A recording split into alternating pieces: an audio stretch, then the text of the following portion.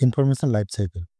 কোনো একটা ইনফরমেশন মানুষ যখন তৈরি করে কিংবা কেউ যখন ইনফরমেশন তৈরি হয়, সেই ইনফরমেশন তৈরি হওয়ার পরে তার একটা লাইফ স্প্যান চলে।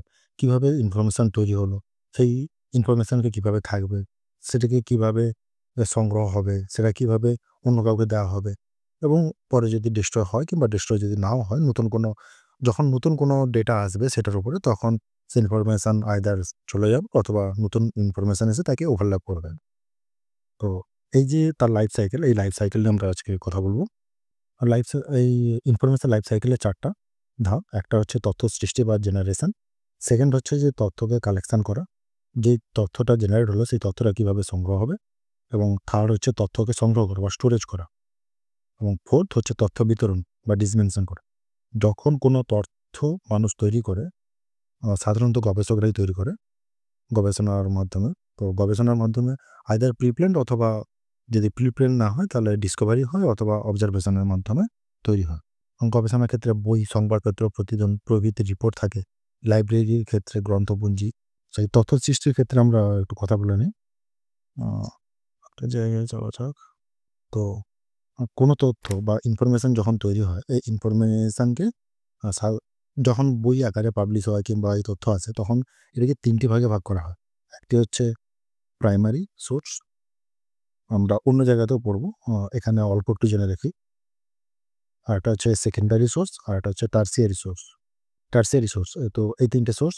প্রাইমারি সোর্স যখন কোনো গবেষক তার প্রিপ্ল্যান্ড অথবা যদি প্রিপ্ল্যান্ড নাও হয় অবজারভেশনের মাধ্যমে কোনো ইনফরমেশন তৈরি করেন, তখন সেটা হচ্ছে তিনি প্রাইমারি সোর্সের অর্থ হচ্ছে তিনি ওই যে ডেটাগুলো যে গবেষক যে তার গবেষক যে পত্রগুলো, তার যে রিসার্চ যে পত্র রয়েছে সেগুলো তিনি যে রিপোর্ট সেগুলোকে নিয়ে তিনি যখন কোনো কনফারেন্সে বক্তৃতা দেন, তখন ওই ১ম যে কপিটা ওটাকে বলা হয় প্রাইমারি সোর্স। নেক্সট আছে সেকেন্ডারি সোর্স। ওই কনফারেন্সের যে সব ডকুমেন্ট সেগুলো যখন কোনো বই আকারে পাবলিশ হয়, তখন সেটা হয় সেকেন্ডারি সোর্স। এবং এই বই যখন অন্য কেউ পড়ে সেটাকে গাইড বুক হিসেবে ব্যবহার করে, একটা গাইড বুক পাবলিশ করে, তখন সেটা হবে টারশিয়ারি সোর্স। ইনফরমেশন এই ৩ টি ভাবে আমাদের কাছে সাধারণত আসে। তো একটা এক্সাম্পল দিয়ে বোঝানো যায়।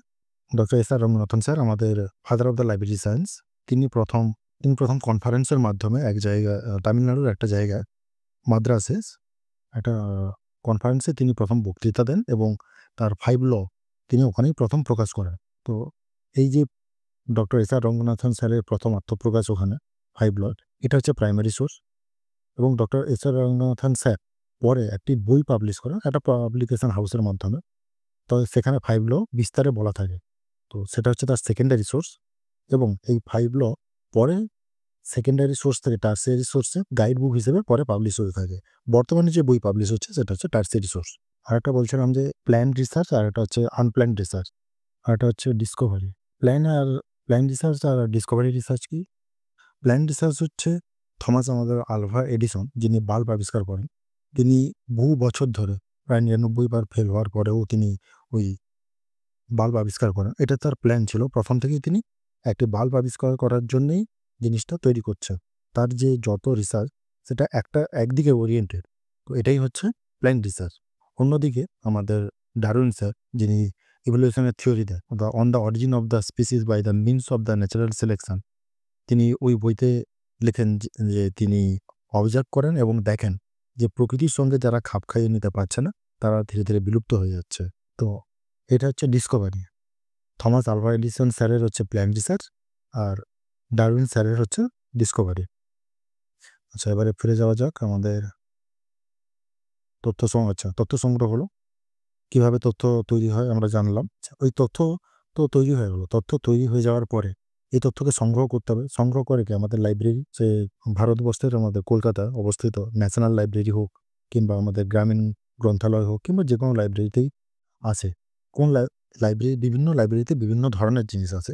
বই কিংবা জার্নাল বা অনলাইন ডেটাবেস থেকে তথ্য ডাউনলোড করা বা যাই হোক না কেন, এই তথ্যকে সংগ্রহ করতে হয়। এই তথ্য সংগ্রহ হয় আমাদের লাইব্রেরিতে এসে।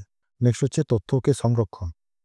তথ্য শুধু লাইব্রেরিতে তো এলে হবে না, লাইব্রেরিতে ওটাকে সংরক্ষণ করতে হবে।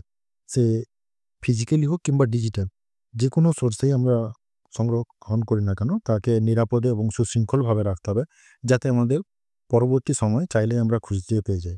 এক্ষেত্রে ডিডিসি আছে, এলসিসি আছে, বিভিন্ন কিছু রয়েছে এবং বিভিন্ন ধরনের আ ক্লাসিক্যাল মেথড রয়েছে যার মাধ্যমে তথ্যকে স্টোরেজ করা হয়।